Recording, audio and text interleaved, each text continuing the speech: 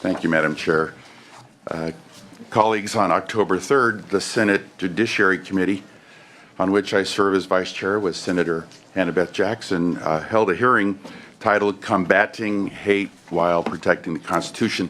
And we heard from former UCI Dean of their law school, Erwin Chemerinsky, co-author with the current Chancellor of UCI, Howard Gilman, who both wrote Free Speech on Campus for a lecture on the U.S. Constitution.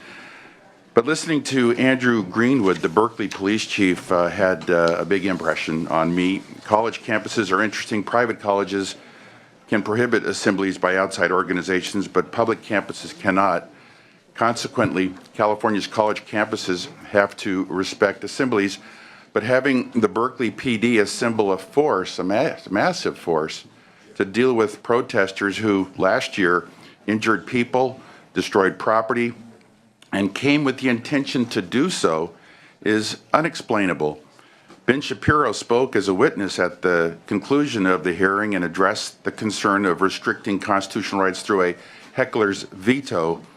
It is intimidating when individuals show up with items many would refer to as equalizers or weapons, or this is wrong on its face, and it is an act of bullying. Consequently, I looked for a solution and found one in a recent Los Angeles City Council ordinance. SB 1099 reflects this collaboration between the City Council and the Los Angeles Police Department. However, I am accepting the committee's amendments to their ordinance before you now as SB 1099. Madam Chair, we need to protect our students, we need to protect state property, we need to protect free speech, and we definitely need to protect peaceful assembly. SB 1099 provides uniformity for all of California's jurisdictions. It is unfortunate that we're even here, that individuals need to be rushed to hospital emergency rooms because others attack them with tools and weapons carried to the event. Wearing masks and black outfits is scary enough, but bringing large rocks and sticks is beyond proper etiquette and courteous manners. Colleagues, until we return to an atmosphere of respect, we need to give public safety officials additional tools to prevent ugly escalations in personal attacks at demonstrations and protests. Our residents deserve peaceful assembly. SB 1099 is one way to assist in this societal concern. I appreciate the opposition to SB 1099, but doing nothing would be a missed opportunity to calm things down. I respectfully request an aye vote. Witnesses in support. Witnesses in opposition. You can come to the table. Two at the table and then the others at the mic. Madam Chairman, members of the committee, Craig DeLuz on behalf of the Firearms Policy Coalition. We completely respect the author's desire and what the goal is here, but we also operate under the assumption that to sacrifice liberty for security is foolhardy and that one will eventually wind up with neither. This particular measure, first of all, it's important to understand that the actions that have taken place in many of these incidences are already covered under California Penal Code in many areas. In fact, in recent times, California Penal Code criminal misbehavior has grown 5,000 new provisions covering all sorts of human misbehavior, as Governor Jerry Brown has put it. We don't believe that this measure, in fact, makes people safer, because the biggest challenge is going to be this, is that the individuals for whom you are seeking to protect are the only ones who are seeking to will abide by these by this particular law. The ones who would seek to attack them, the ones who have already demonstrated that they will violate the law, they are still going to bring these very same things and still going to violate the law. And so all you've in fact done is limited not just the Second Amendment or the right to keep and bear arms for individuals, for example, who have a concealed carry permit, that they would no longer be able to exercise that right to bear arms, but also their free speech rights. It is for this reason that we regrettably have to oppose this measure. Thank you. Next witness. I'm Garrick Patterson, California Public Defenders Association. I did this appearance right, I hope. We do oppose this bill. The bill is well-intentioned, and I understand the frustration with supposedly doing nothing, but we do think that what is banned here is already covered under California law. We don't see the benefit of making the penal code more complex.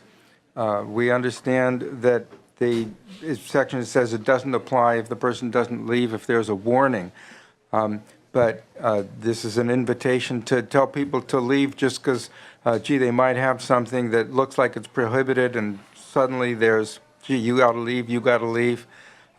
We have enough laws on the books right now to take care of this problem, including giving authorities the right to tell people who look like they're carrying a dangerous or deadly weapon to leave or to be arrested. So we think that this bill, well-intentioned though it is not necessary. Other witnesses in opposition?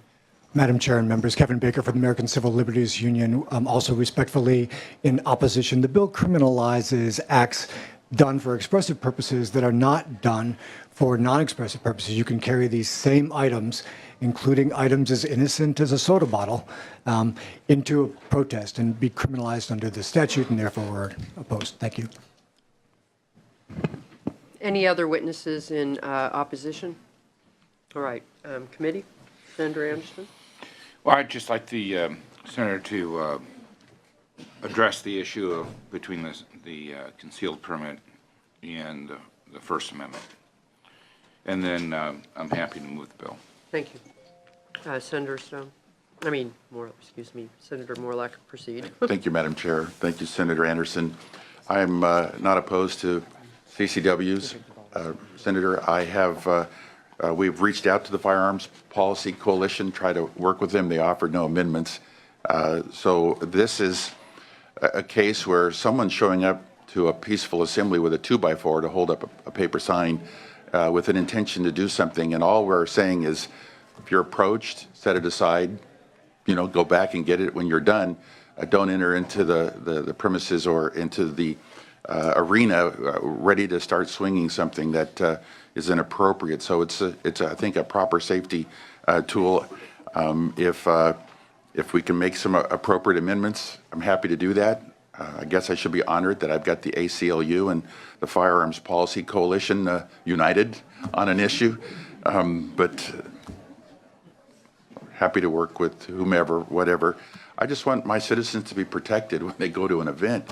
We had a pretty crazy event out here, even at the Capitol 2 years ago with, or maybe it might have been last year, but one group shows up and another group shows up fully armed, starts, punching away. We had that in Anaheim as well. So we're kind of saying, wait a second, this is America. We should be able to assemble. So, Senator Anderson, you moved the bill? Okay, I just wanted to indicate, in case those who, Senator Morlock described his taking the amendments, but just for people to know, the amendments included that it removes the reference to glass bottles, aerosol sprays, and it protects signs, posters, banners, plaques, notices, and other things. So, all right, so the motion is do pass as amended to the appropriations. We'll have a roll call. Or, sorry, Senator Morlock, would you like to close? I think that's great. I just respectfully request an aye vote. Okay. Thank you, Madam Chair. Skinner? Aye. Skinner, aye. Anderson? No. Anderson, no. Bradford? Jackson? Aye. Jackson, aye. Mitchell? Stone? Weiner? Aye. Weiner, aye. All right, we'll keep that on roll call or on call, and when our other absent members come back.